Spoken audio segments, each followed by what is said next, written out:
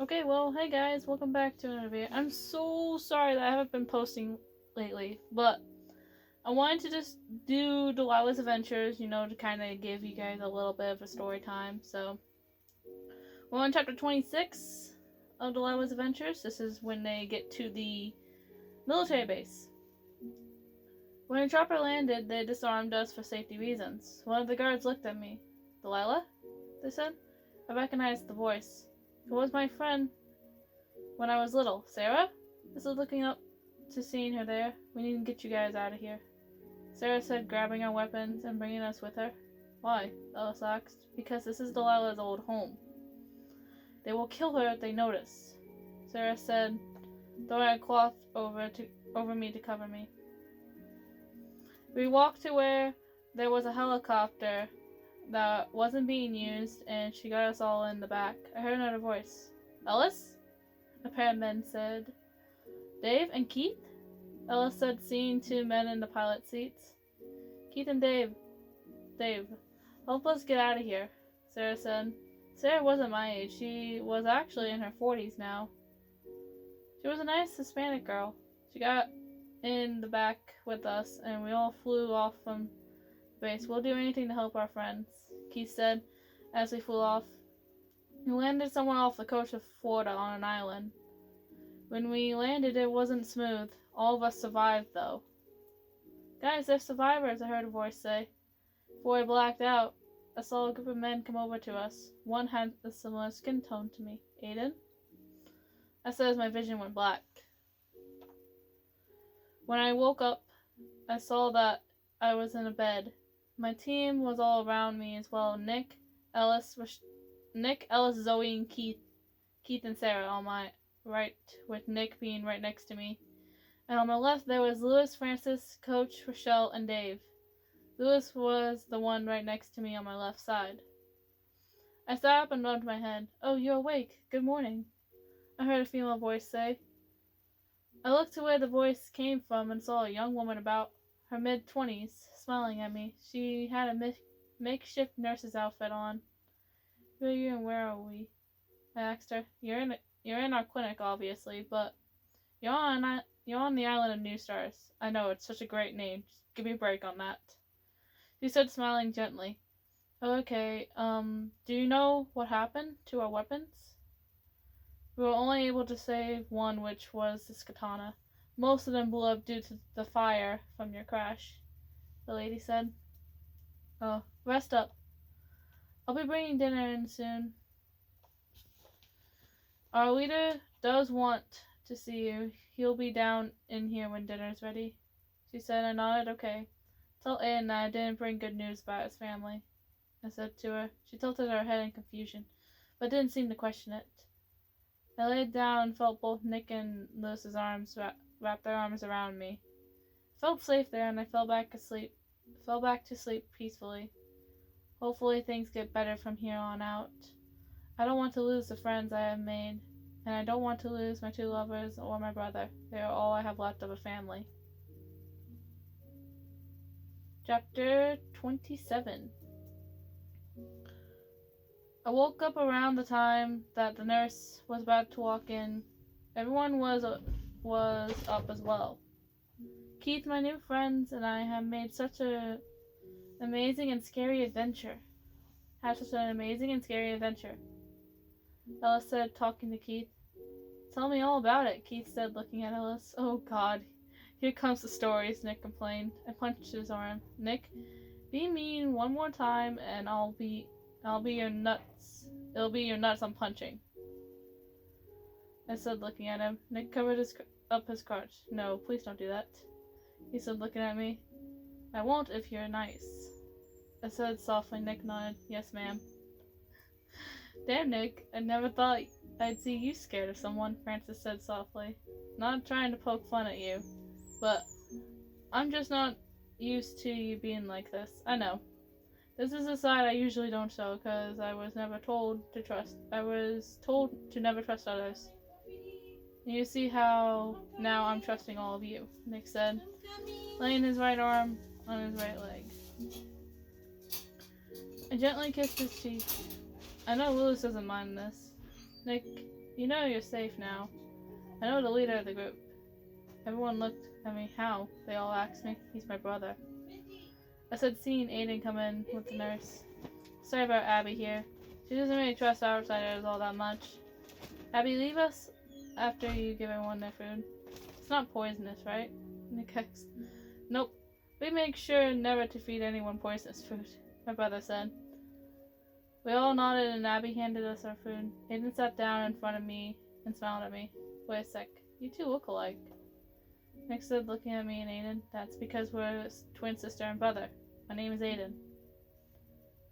My brother said, oh, that explains it. So you're the leader of the group here? Alice asked. My brother nodded. Mm-hmm. What happened to Mom and Dad? And there's the question I was waiting for. They're gone. They died trying to save me, I said sadly. Aiden started crying and we all hugged him. I never even met them. He said through the tears. It hurts more when you never even met your real parents after the whole thing calmed down and we talked. They missed you a lot, Aiden. They didn't want to send you away, but they did for your own safety. I don't know why they didn't do the same for me. I said to him, they probably wanted company. Zoe said softly. Chapter 28. And then this is giving my readers a flash from the past because I usually write in like a different perspective. Like I'll state whose perspective it is. But let's just continue. Delilah's point of view a few weeks later. And this is not really, it was going to be a sexual chapter, but there's just going to be stating sexual things. I don't really do the sex in this chapter. Nicholas and I were sitting in the room we shared on the bed. Delilah, I know it's early in the relationship for all of us, but when are we going to, Nick asked. I looked at both him and Lewis. Anytime is fine by me. As long as you two are ready, I said, looking at them. Lewis shrugged. It's not that I don't want to do it right now. It's just that I'm a bit tired and still healing after the incident. Remember, it made my leg worse, Lewis said. I nodded. It's okay. We could do it later on, Lewis. If Nick is ready, I can do it with him, then later I can do it with you. I said, kissing his cheek. Alright, that is if Nick doesn't go too hard on you. Lewis said, winking at Nick. Hey, I'll go easy if she wants me to. Nick said, pouting. I want you to go easy because it'll be my first time, I said shyly. Both Nick and Lewis raised their eyebrows. How are you still a virgin? Nick asked. I shrugged. I mean, look at me. And this time, everyone has probably tried to kill me. I said softly. Nick rubbed my back. Alright, well, I'll be as gentle as you want me to be. Nick said. Me too, Lewis replied. I smiled at them. You two are too nice. I said with a smile. Nick picked me up. I know Lewis would love to hear and see what happens, but No, we're letting him see us. I don't mind it at all. I said, looking at Nick. Okay, if you say so. Nick said, putting me back down. I looked up at him innocently, and he just gave me a soft smile. We'll both be gentle on you, so you have nothing to worry about. Lewis said softly. I smiled again. Yeah, basically, every single little pause, because there's gonna be a little pause between each character, and it's just going to be given off it's just going to be them just saying. I'm moving my phone, by the way, because my phone's getting hot. So I'm moving it. There we go. Okay. Well, let's just continue on. Zoe's perspective now. Alice and I heard the noises that came from Delilah's room since they were right next to us. Alice, are you okay? Max looking over at him. He had a bit of a problem. Yeah, I'm fine. Just thinking, maybe we should have a bit of fun ourselves. Alice asked. I can't say no to his cute face. Curse you for being adorable, I said, kissing him. He smiled a bit into the kiss and kissed me back. I don't know why my freaking phone autocorrected this to kids, but it's supposed to say kiss. And if you like, I'll make horror movie references while we're doing it. Alice said, giggling. I punched his arm playfully. And then this is Now, Rochelle's point of view. Francis and I were sitting in our room cuddling. So, what are we going to do? What are we going to do, Ro? Francis asked.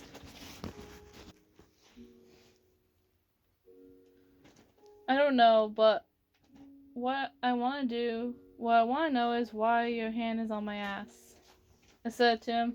He looked at me. Why can't I have my hand on your, butt, ass, whatever you want to fucking call it? Francis asked. Because we've only just started dating, I said with a bit of sass to him. Alright, this is also during another flash in the past, but this is basically a little thing where I'm telling this, where I have all the characters, the main cast, basically stating their stories, like telling their stories. I thought it was really cool. So chapter 29. Chapter 29 has 2 parts, by the way.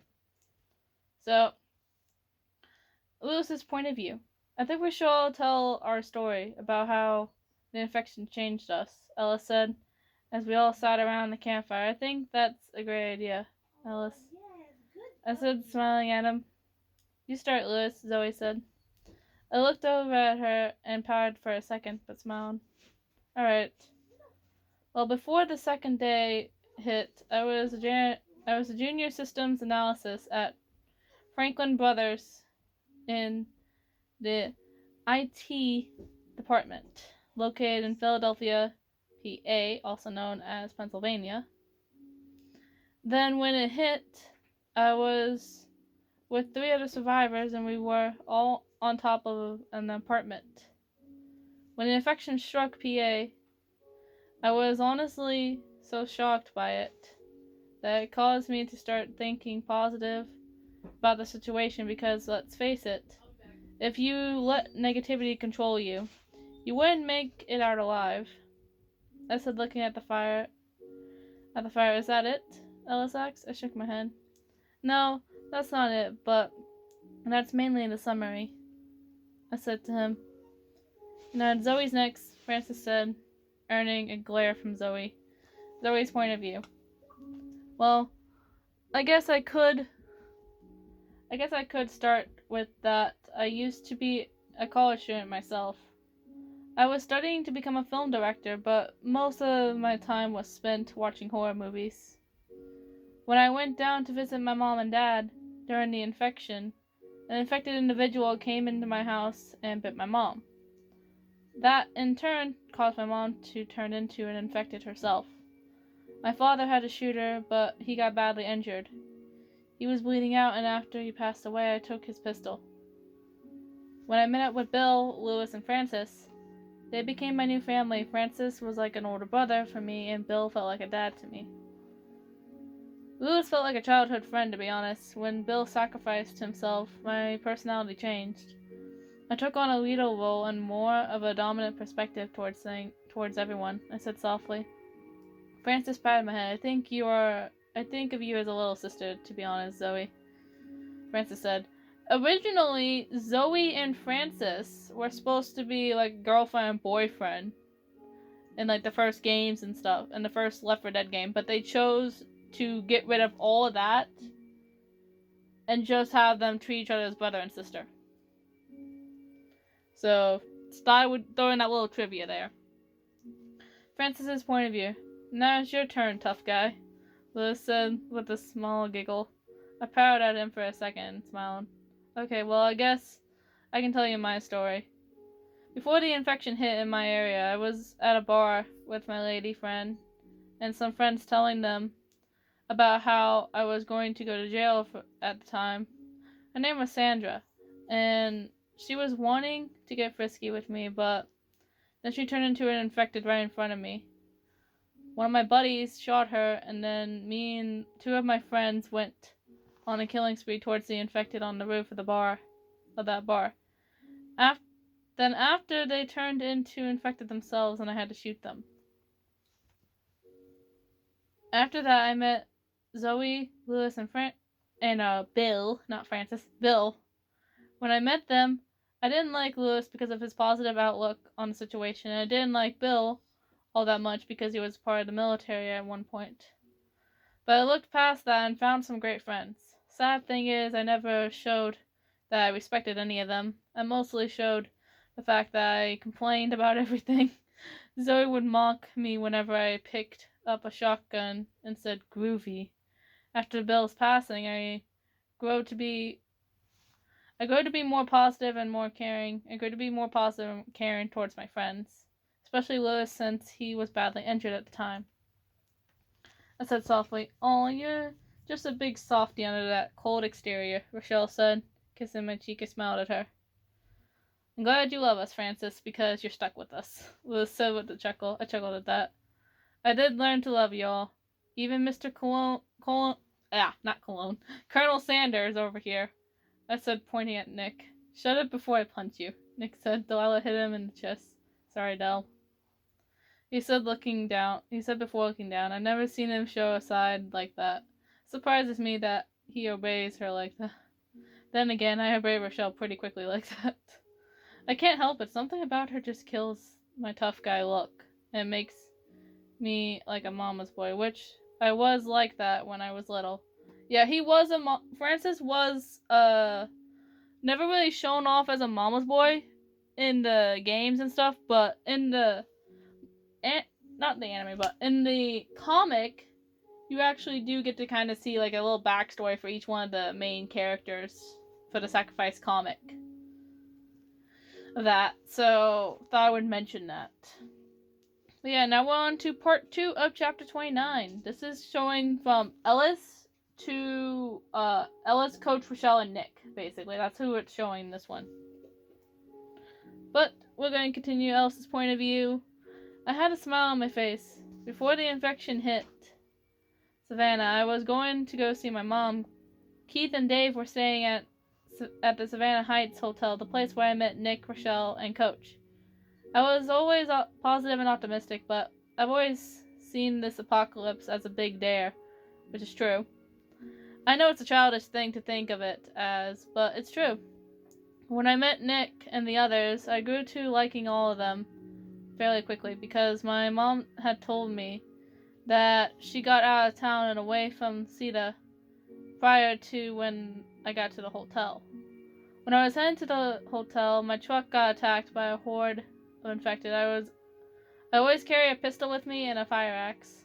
I used that axe to get rid of the horde as I ran to where I met up with Nick and the others. During this journey that I've had with them, I've learned so much and seen so much. Even though I showed this childish perspective towards everything, but that's what people like about me. They like the fact that I light up the room. I said softly. "Is that it, love?" Zoe asked. "Pretty much," I said with a smile. "Alright. I thought you were going to talk more about Keith," Zoe said. I shook my head. "No, that's for another time." Coach's point of view. Savannah, man, I miss ya. I used to coach at a high school before the infection hit. I was on a college football team before I got injured badly in my leg. After the injury, I became a coach at a high school in Savannah. My real name is actually James, but since I am always called Coach, I just tell people that's my name. I actually just gave him the name of James. He doesn't actually have a name because even in the files, he's just named as Coach. But, so pretty much the developers of Left 4 Dead did not even know his name. So I just gave him a name, and I thought James was a good name. So I just gave him James. When the infection hit, I was in Savannah Heights Hotel with Nick, Rochelle, and Ellis heading to the roof so we could get picked up. We got there a minute too late, which meant we had to escape a burning building on our own. When I met these three, I didn't like Nick's attitude at all that much. Rochelle was like a little sister to me, and Ellis was like a student to me. When we traveled together, hearing some of those stories from Ellis made me think about the friends I had when I was younger, around his age. The infection didn't really change me all that much. I sighed that I knew I had to protect my new friends as best I could. I said, looking at the fire. That reminds me of Bill, Zoe said. I saw a tear run down her cheek. Francis rubbed her back. We all miss him. It's okay to cry, Francis said to her. She hugged him gently. I know, I just miss him. And now I'm starting to tear up because Bill was an amazing character. It was a great character. I love him. Alright, but now we're going to continue. This is Rochelle's point of view. Now, when I met up with Nick, Coach, and Ellis, I was working with Sita in the news. I knew about the reports of the infection and how it spread through so quickly. When we were at the top of the hotel, we only said nicknames to each other before we got to know each other's names. Ellis playfully called Nick Mr. Gambling Man. Our nicknames for each other didn't stay since we got to know each other's names. Coach still called Nick a nickname, which is Nicholas. Because Nick is usually a nickname for someone being named Nicholas. So he was picking on that little thing there. Thought I would mention that. The infection didn't change me much, aside from the fact that I never really liked guns, nor did I ever shoot a gun before, until I met my group of friends. I said softly. That's all? Nothing else? Princess asked. Nope. Unless you want to hear about when we got cola for a gun store owner just so he would clear a path for us, I said with a chuckle. Fair point, Francis replied. Alright, Nick, you've been quiet about this whole time. What do you have hiding? I asked him. Nick huffed slightly. It seemed like this was going to be a long story. Longer than Ellis' stories about Keith. Nick's point of view. I'm an escaped convict, though you could already tell that by my reactions to the zombies that were wearing armor. When I escaped jail, I looted this white suit, which is not covered in zombie brains anymore, from a fancy and abandoned clothes store. After that, I moved down to Savannah, Georgia, and met my 3 companions. When we first met, trusting them was going against everything I've learned.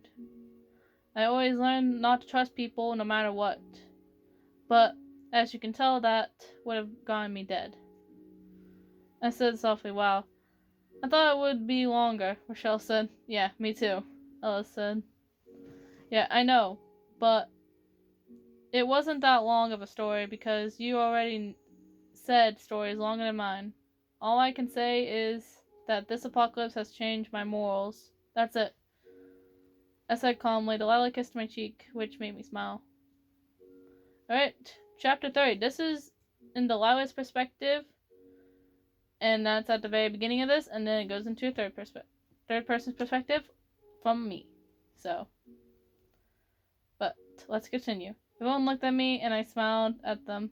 Your turn, darling, Nick said, smiling at me. I know, I said, looking up at him.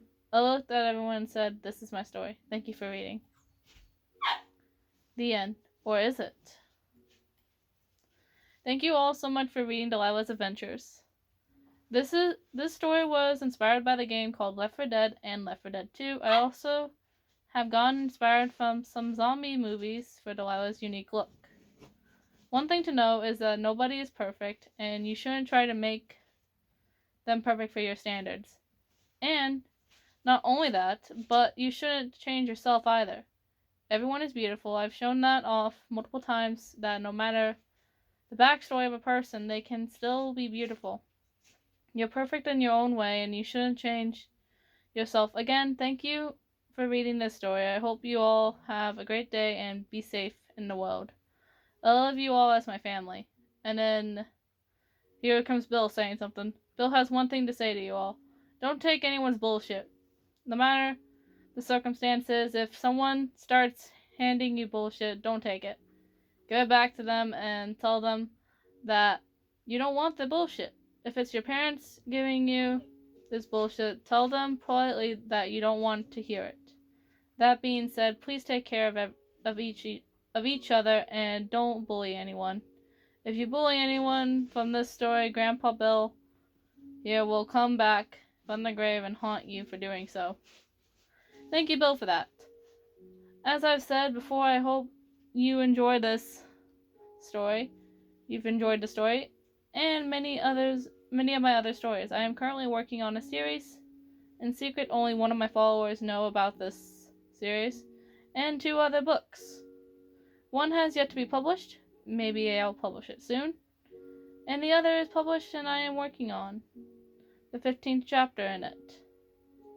First book I mentioned that isn't a part of the Secret series is called Love, Dragons, and the World Beyond Midnight Mountain. The second book is called My Little Darkling Wolf, which I have read on here, and I've actually finished reading on YouTube, so that's my Dark Sash story for any of you who don't know. Again, I hope you enjoyed this story and enjoyed my others. My first book series, The Strength Between Us series, is going to be made in a better way so that it doesn't look like a beginner made it.